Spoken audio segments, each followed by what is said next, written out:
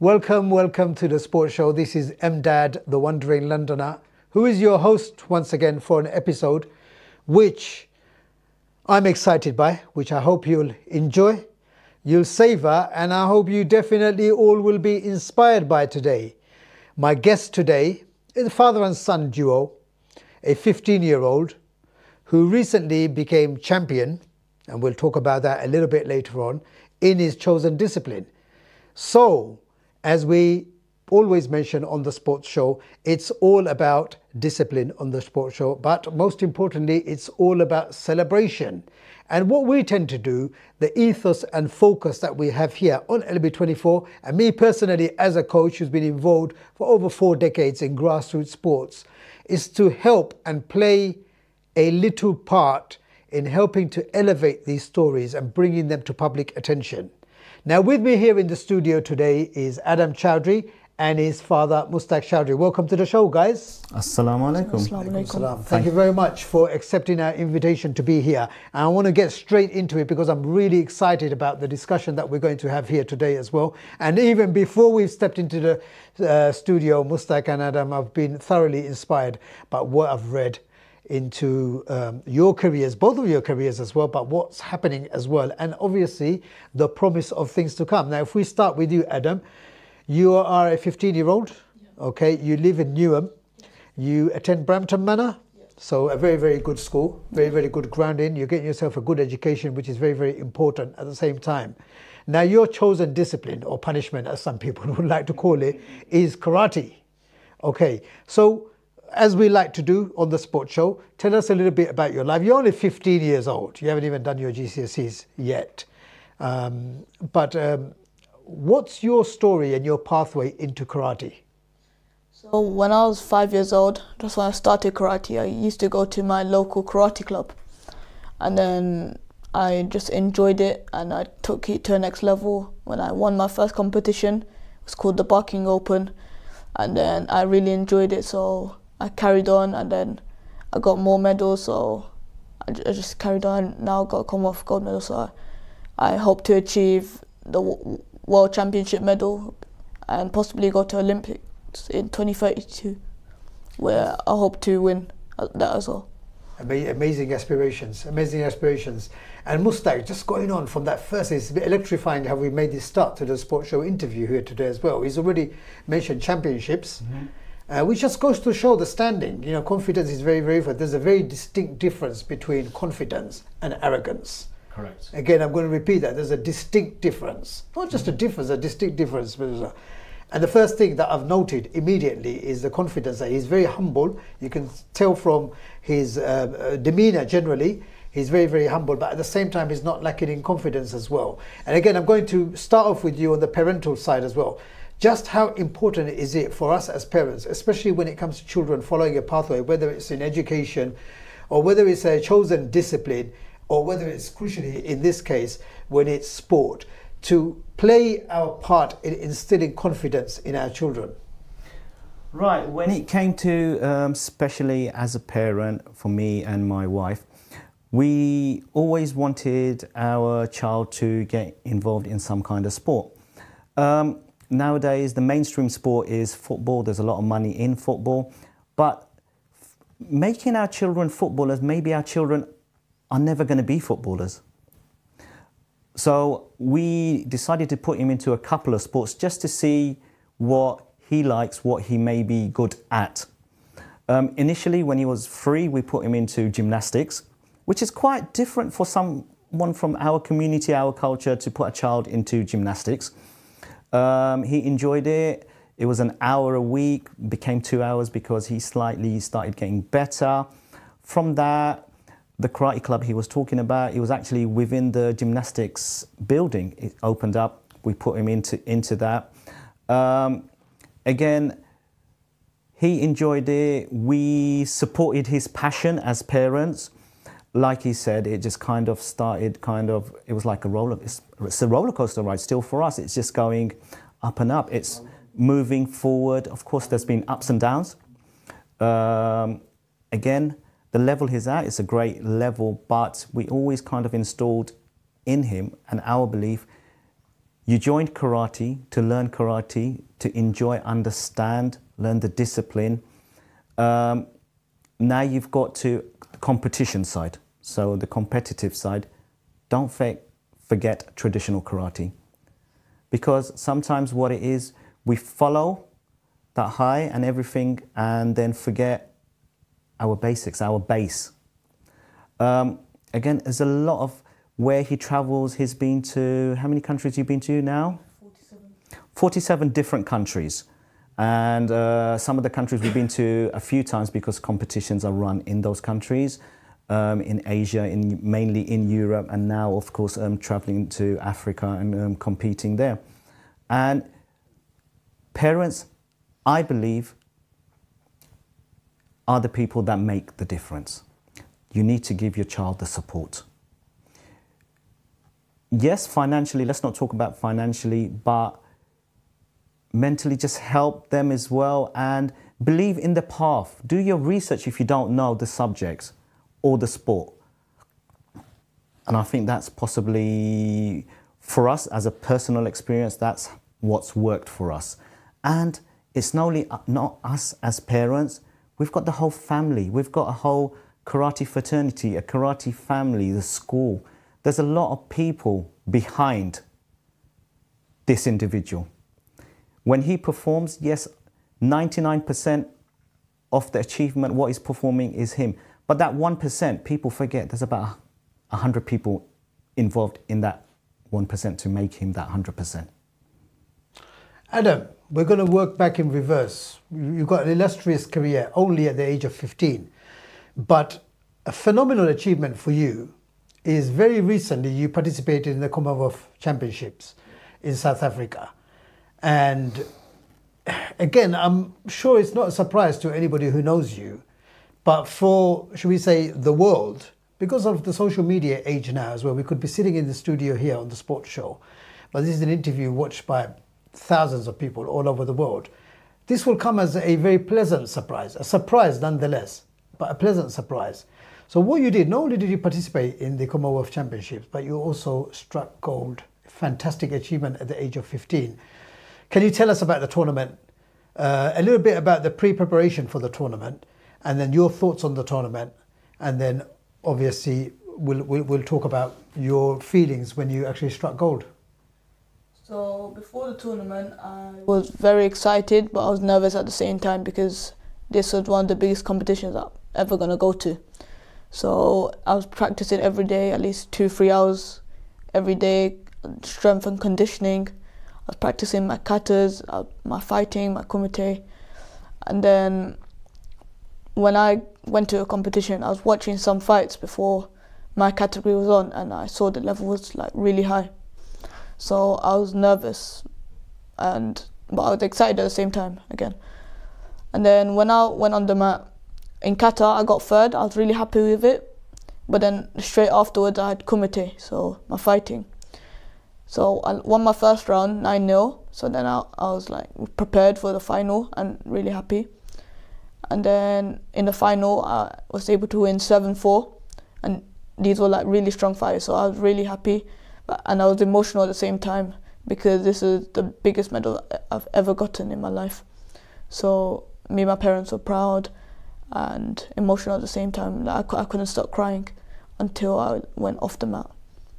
Amazing, and congratulations, huge congratulations. I think that not only are you grateful, we were talking recently on the sports show about being grateful and having gratitude in terms of celebration, but also in terms of personal development as well. But I think we can also mention pride here as well. The community are full of pride for what you've achieved so far. Congratulations on that. Mustaq, your thoughts as a parent. I know he's got specialist coaches with him, and he's had coaches surrounded. He's been surrounded by coaches since Adam was a child as well. But like we discussed, me as a coach, I always make a huge point of the establishment, and also just letting the kids know that, you know, you do have parents there. You know, sometimes you might have single parent families, for example, but usually, you know, with both parents as well, you do realize, it's part of my coaching ethos to talk to children and say, look, when you enjoy your success, don't ever forget the people who are there, your coaches, but also your parents as well. Again, talking about the Commonwealth Championships, your thoughts? We were preparing for this competition for over a year ago. The Commonwealth Championship in karate was supposed to be held in Bangladesh.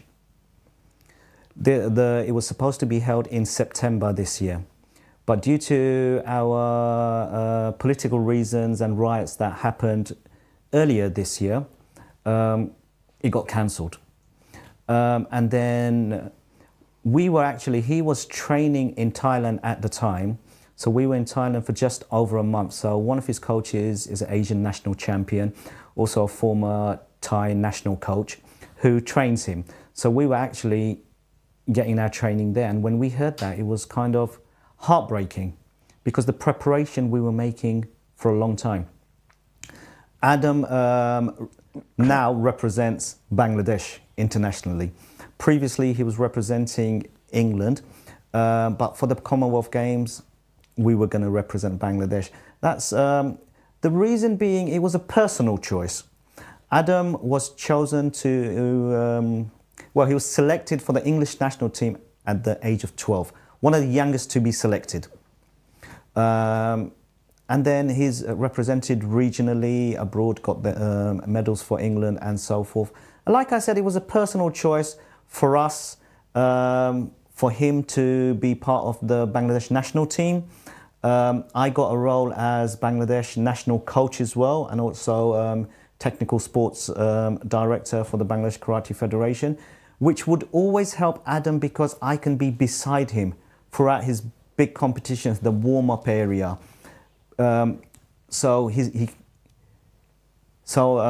Just having that support of myself knowing how I can push Adam 100%.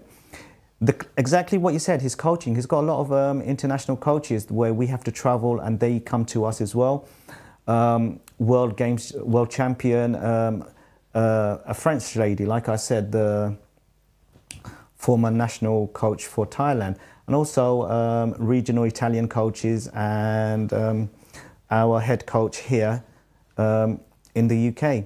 So, yeah, I give full credit to all the coaches that have helped from day one. Even where he said when he was 5, funnily enough, we're no longer part of that club. That club kind of, during COVID, had issues. We had to move from there because, in a way, they possibly went into administration. I don't know the full story regarding that, but they were very nice people that supported Adam. Gave Adam his first break, where they took him to the English Q grade nationals and he got gold there. That was a month before lockdown, which I think was February 2020, right? And then we thought, oh my God, it's like Adam was achieving, it's like that was for us his big break. And then COVID hit. And then we thought, it's all over. Because, it's like, what do we do? There's no coaching, there's no dojo for us to go to. And that's where I started kind of getting a bit more involved. Of course, I've got a slight karate background, nothing to his level. Just a student in the club and just went up my rankings and so forth. But I just felt that I needed to help him at that point just to get over that little hurdle until we get back into COVID kind of finishes and dojos are back open. If you remember gyms, we couldn't go to gyms and things like that. And then so he just started getting better, was more interested. That COVID time was so good for us. It's funny because I'm not saying it's good as in like the illness was going around. We came together as a family. I taught him how to ride a bike. That's something in this generation kids end up missing. Yeah. Our generation was different. Riding a bike, we all did it. It was quite normal. We went to, there was this open area where he practiced his karate, strength and conditioning. He used to run around in circles and, hours just to get himself strengthened up, and he enjoyed it. And even for us cycling, from Newham, we used to go ride all the way to the new West Ham Stadium, and he'd have a little ice cream, and we'd ride back. So it's that bonding, plus that bonding, and also the exercise that came without realizing it was an exercise. Adam, two questions in one. Your general day-to-day, how do you keep fit? How disciplined do you have to stay? Tell us a little bit about that. I mean, what I always ask athletes who come in here is, how's your sleeping pattern? How's your social media usage? Because these are things, for me as a coach, they're vital to somebody. If somebody wants to just participate in a sport, that's absolutely fine. Carry on eating junk food. Carry on living the life the way you wish to do. Don't sleep on time, you know, do whatever. But obviously, if you're going for elite level participation and success at elite level, things have to be very, very different for you, which I'm assuming have been very, very different for me from a very young age. So tell us about your normal training regime, not your educational regime, but your training regime, how it's been and how different it was. So your dad mentioned that you were preparing for the Commonwealth Championships for about a year. So generally, what's your training regime? And did you have to up it in preparation for the Commonwealth? So normally every day I wake up at 6 o'clock in the morning, and then I'll normally do an hour's training in my home gym, which so I'll do all my katas, I'll do some running, some strength and conditioning, and I'll go to school. Then after I come back from school, sometimes I'll have training, sometimes I'll probably do my own training or training at my club. So then I'll probably do an hour and a half of that. Then I'll eat my second lunch, because I'll need to eat 5 times every day. And then normally after that I'll have like a 1 hour screen time, so I can do whatever I want. And then I'll have like dinner, and then just basically go sleep around 9:30, 10 o'clock. What's the difference between kata and kumite? Because Adam is proficient in both, whereas from my limited knowledge and understanding, most of the people I know who are involved in karate, they usually excel in one. Yeah. But he's quite proficient, he's obviously very proficient in both disciplines. Can you explain the difference? Sure. So in karate, there's 2 disciplines in competition, the kata side and the kumite side.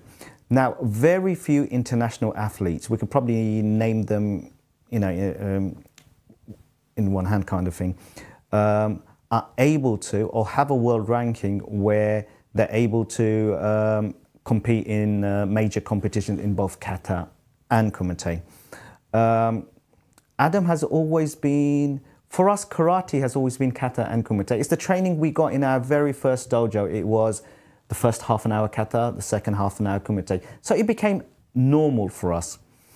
I'll get Adam to quickly explain what the both formats are. So the kata is a choreographed pattern of martial arts movements, and kumite is just sparring, so you just fight one another. Yeah, so most people will know the kumite side, where 2 people are fighting and you gain points and you fight for a certain amount of time, and then either you beat them, like for example, it has to be 8 points clear and still be within the time, you win, or whoever's got the most points at the end of the bout. The kata side, just like he said, there's 102 katas in the World Karate Federation list. So so our federation is the World Karate Federation, the only federation that is recognized by the Olympic Committee. So there are, again, as you probably know, in boxing, you've got WBA, WBC. So different federations within karate. The WKF is the biggest federation, supported by the Olympics. And the kata side is, you will choose your kata, and then you will compete against, so you'll do your kata, the judges will mark it, and the other athlete will do theirs, and then the judges will then decide who's done the better kata. And that's how you go through rounds and get to the final and possibly medal. Now, what I would say is, for us in the Commonwealth, when he got the bronze medal, that was the biggest achievement. We were so proud. We could have gone home with that. Because he achieved the gold in the kumite Side, yes. and bronze in the kata. So two medals at the Commonwealth. This is very unique. Very unique. Very few people would get the opportunity to do both disciplines, like you said. And so for him to do both, representing Bangladesh as well. And the biggest thing was that gold medal that's sitting in front of you, for Bangladesh in the Commonwealth Championships in karate, he is the very first athlete to get that. Absolutely astonishing. Very first athlete. And what I'd like to say, Adam, can you just pass me that frame? So this is basically recognition from the Bangladesh Karate Federation, and I'll just read it out. Sure. Or actually, I'll get you to read it out. That'd be lovely. First of all, congratulations on that. So viewers, this is, again, just to give you, very nicely framed as well. So this is excellent recognition from the Bangladesh Karate Federation, issued from Dhaka as well. So, the Maulana Bashani Hockey Stadium. And it reads, Dear Maheen Adam Choudhury, on behalf of the Bangladesh Karate Federation, I would like to extend our heartfelt congratulations to you on your outstanding achievement of winning the gold medal at the Commonwealth Karate Championship. Your dedication, hard work and unwavering commitment to excellence have made us all incredibly proud. The entire karate fraternity of Bangladesh applauds this remarkable achievement of yours, and you have become a source of inspiration to all in Bangladesh.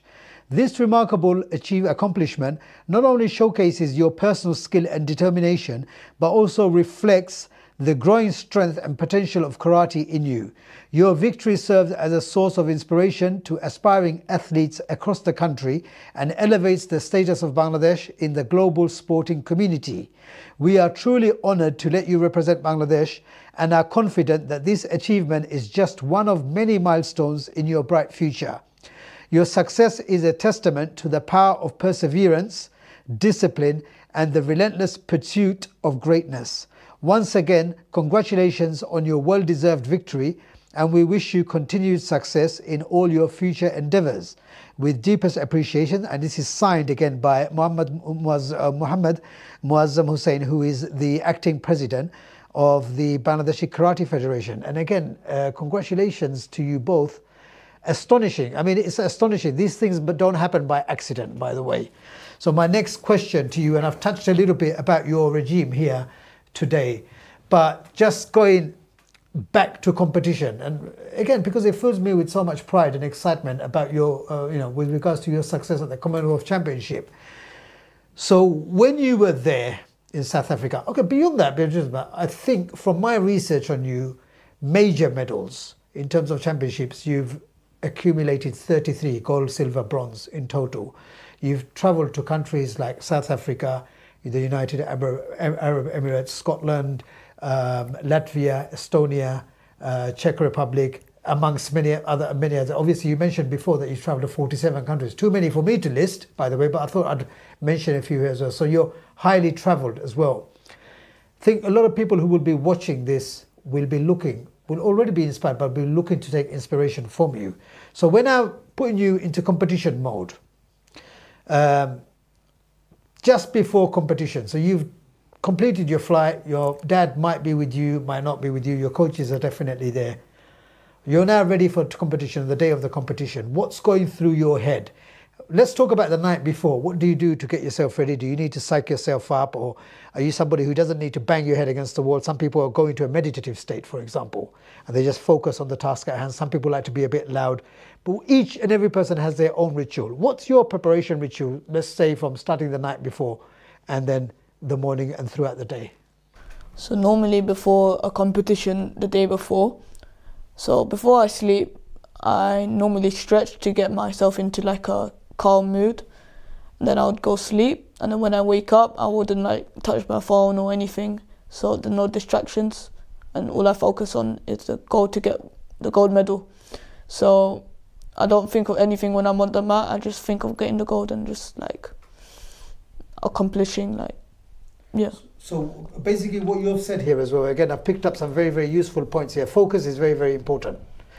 Very, very important for you, isn't it? So to remain focused. And again, do you agree, Mustaq, that modern day problems, some of us will look at, so what Adam has said here is a phone. I know some parents and I work at grassroots level with parents and children who are of school age.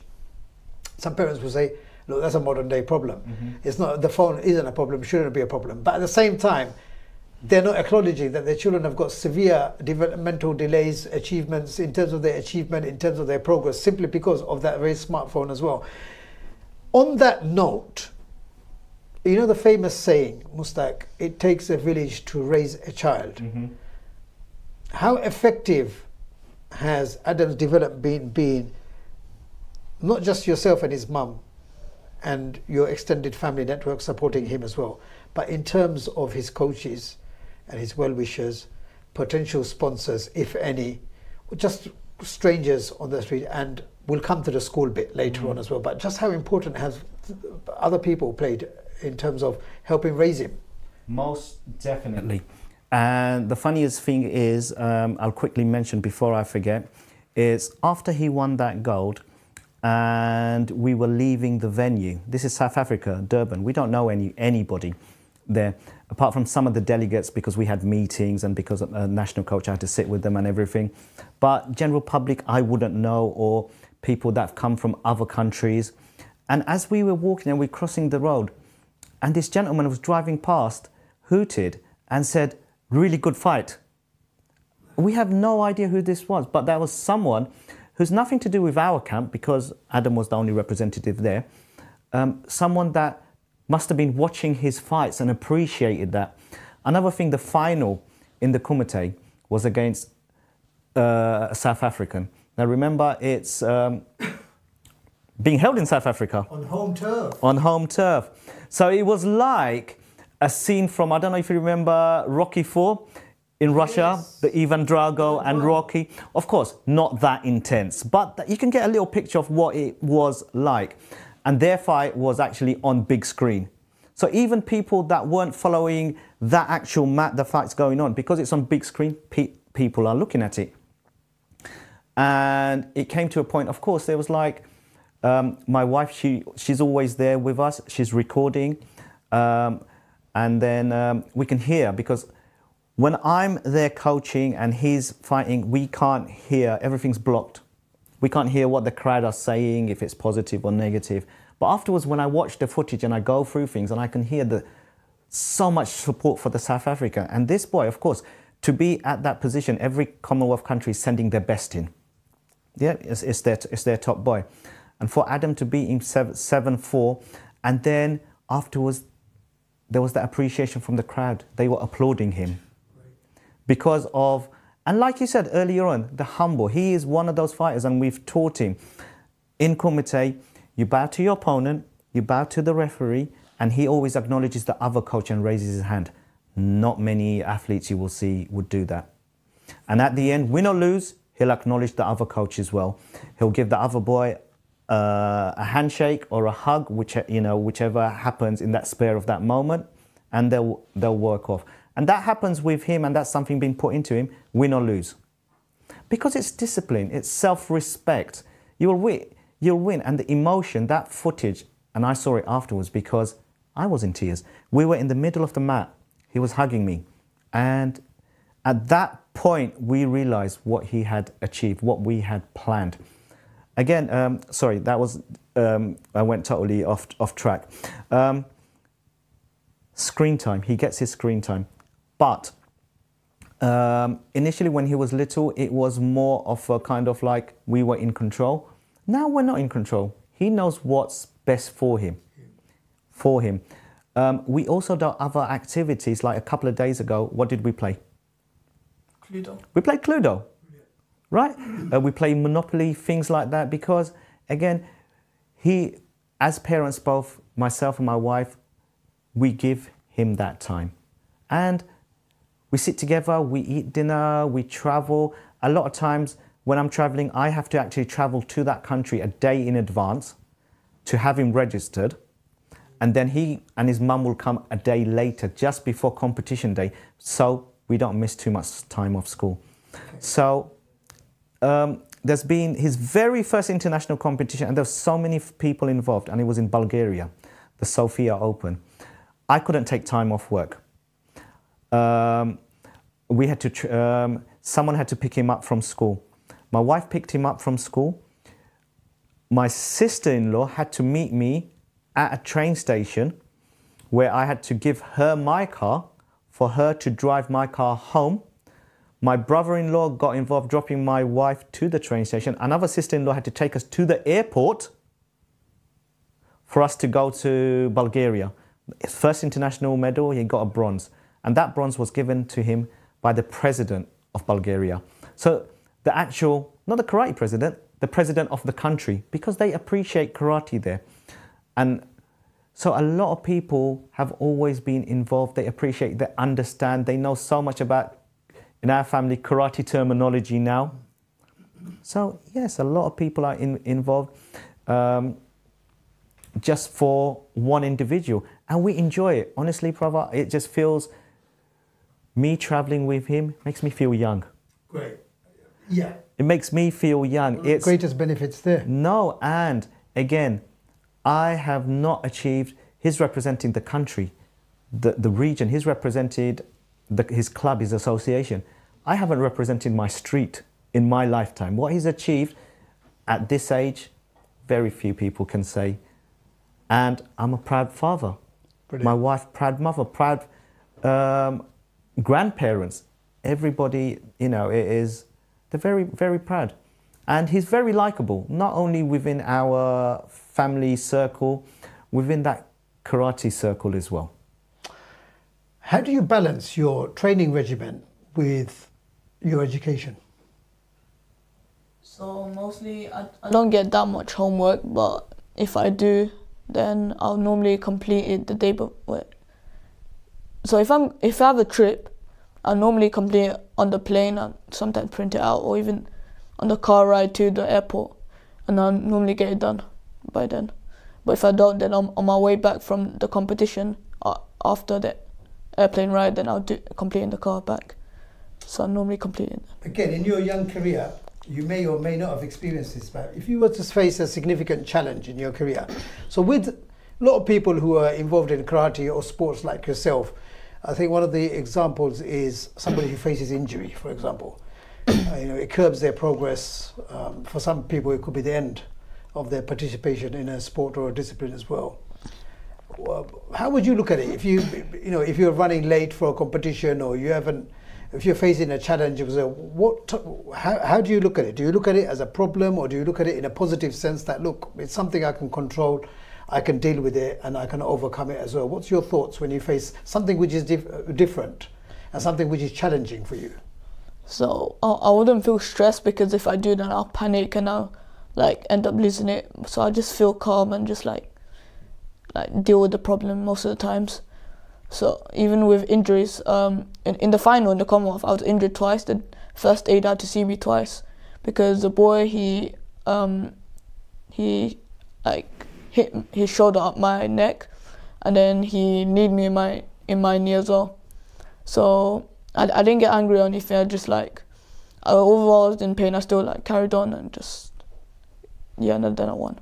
So name me either your toughest opponent or one of your toughest opponents, whoever comes to mind, whichever one you find easiest to share with us. And what did you learn from them? So my toughest opponent, in a competition they were doing different categories, so it was to do with height, not with age. So I was 12 years old and I was fighting a 15-year-old boy who I still know to this day. And he was a little bit taller than me. And at one point I was winning the fight, but then I ended up losing around the last seconds. So I realized that height doesn't matter, nor does age. It's just how you approach things. So your mentality and your strategy towards fights. And what's your favorite karate move or technique to execute, whether it's in training or in competition? So in kumite, one of my favorite moves is called ashibarai. So or sweep. So you take someone down to the floor and you punch them, and it's 3 points in a normal fight, which is the most amount of points you can get within a technique. Brilliant. How has karate shaped his character over the years? Now, see, again, the previous question you asked him, I can't recall what it was. What was the previous question? Regarding if he's running late or anything like that. There's no pressure on him. And why? Because myself and my wife take that pressure totally away.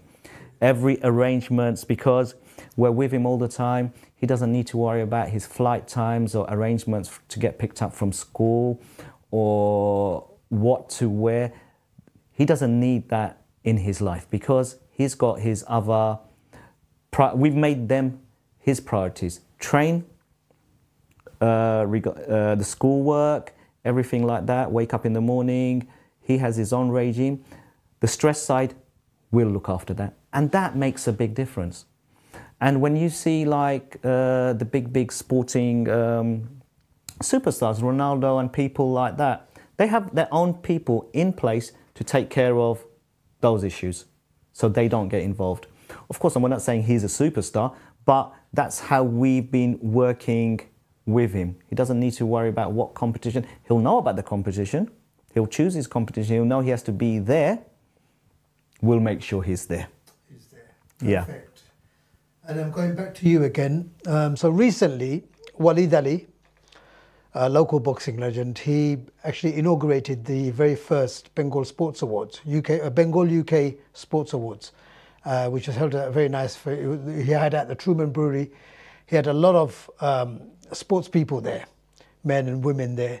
Very, very high achievers from our community. Very, very inspirational people there as well. We had a show here as well where we talked about it as well. And you were unanimously one of the recognized winners there as well. So I've got this saying, Adam, that there's two types of plaudits and recognition. Number one is you get something on the global, which you've been very fortunate on a global stage, which is this, the Commonwealth Championship, which is the first of hopefully many, many more to come. Then you've got something which is at the grassroots local level, which never gets any recognition. It's never going to get you big headlines in the mainstream media. But for me, sometimes that recognition is so much more important because it's given to me from people who know me or know my parents or who know my uncle and my aunts or my grandparents, and they know me without the mask on. So for me, sometimes that recognition, that, as people call it, that lowly recognition at grassroots level is that much more important because I'm being appreciated and celebrated by the people who really know me. Why I said that is, number one, to raise that awareness amongst you because you're only 15 years of age as well. But did it feel special being a part of that celebration? Yeah, because it was a different experience. I've never been to one of them awards or anything. And even though I've performed in front of a lot of people, I was just like held on the spot because I had to say a speech about my medal and everyone was clapping for me. So it was a completely different experience, but I didn't know anyone except from my family. So just like strangers clapping for me, and I felt very appreciated. I firmly believe that in the future you're going to face a different challenge, a different set of predicament, which means that I can see you winning so many plaudits, recognition, awards, for example, that your next mode of thinking would be, how do I keep my feet on the ground now as well? But this is now brings me to your dad as well here now.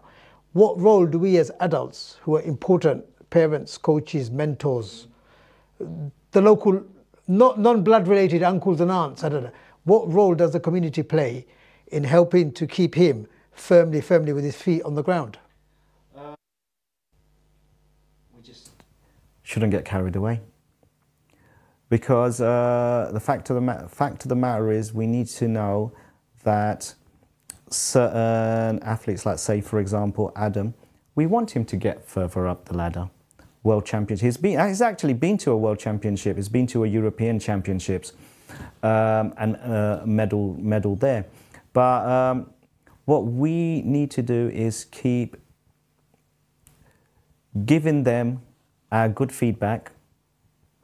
And then also, it's a cultural thing we have where the children show respect to the adults. If we continue that cultural behavior, nothing should go wrong. Nothing should go wrong, I believe. How do you respond, and keep calm or deal with high pressure situations? Because you face a lot of high pressure instances and moments, especially during competition. So how do you keep yourself in check? So if something making me like, if like, so I'll just stay calm, and my parents help as well, but they're calm as well. They don't like apply more pressure on me when I'm like, say if I'm on the mat or anything. So it like puts me into like a mindset that I'm calm. I can do whatever I want. And what does mummy always say to you before you go into a match? She always makes me read Ayatul Kursi, which it like helps me. Amazing. Like achieve my goals and like not like prevent me from getting injured or anything. Do you feel, Adam, that karate has significantly helped you in terms of building up your character in life? Yeah, because before I started karate, even when I was starting karate, I was like really shy. I wasn't talking to anyone.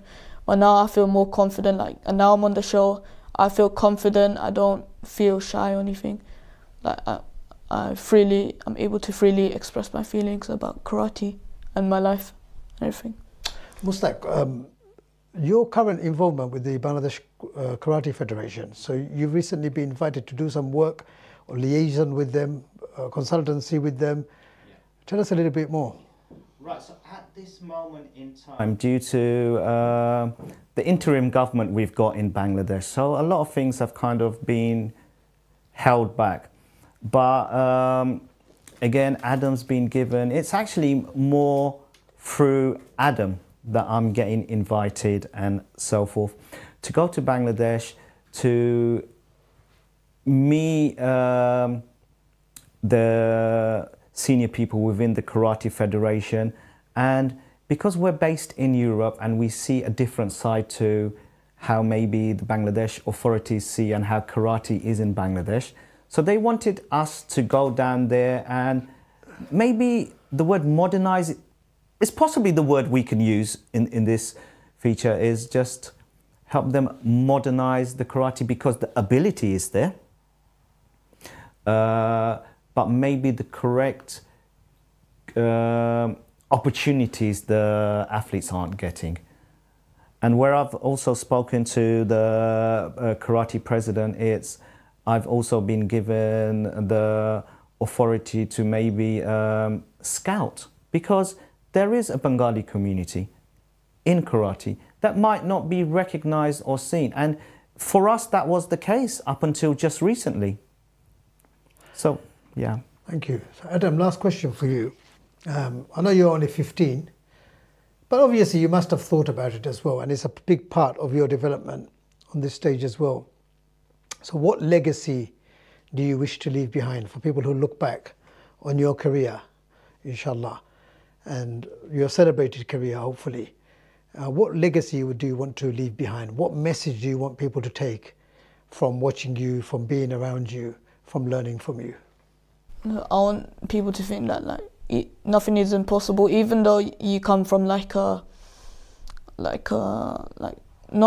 a good background. You can still achieve things that not many people can achieve. Even like some people in Bangladesh, they might never have the chance, but even if they keep trying, they might end up getting the chance to like perform or do well or do good in life. Yeah. Thank you very much for both of you coming into the studio. Now, viewers, again, the sports show does not fail to disappoint, and we end the year with these guests in tow. A lot learned from the sports show here today as well. Number one is discipline. Any sports person you talk to will always talk about the importance of discipline. But also we learned about mentoring, not just from the coaches, but also from the variety of people who surround. And we talked about how it's important, how a village, it takes a village to raise a child, how important the roles of people around a child. And Adam is still a child, he's 15 years of age. We also celebrated the fact that at the age of 15, Adam has gone to, he's traveled to 47 countries. Some people will not even travel to 4 countries in their lifetime. He's traveled to 47 countries. He will travel to a lot more, God willing, in the future as well. 30 plus medals in his career. But at the same time, one of the most important aspects which I picked up, and the most, one of the greatest qualities which I picked up from him here is his humility. and his sense of gratitude. He obviously has a very, very strong relationship with his parents and his coaches. The respect element is important there as well. He goes to a great school. Education is very, very important. It's paramount for him, and the two go hand in hand. So he's not going to forsake one for the other at the same time as well. Again, from the sports show, we wish Adam and his parents the greatest of success in the future, and we hope to see them both back here in the studio again and again to talk about their great successes as well. And lastly, without you, the viewer, the sports show is nothing. So we'd like to end the year by saying goodbye to you all, and we wish you all a happy new year. I'm Emdad, the Wandering Londoner, and thanks for watching the sports show.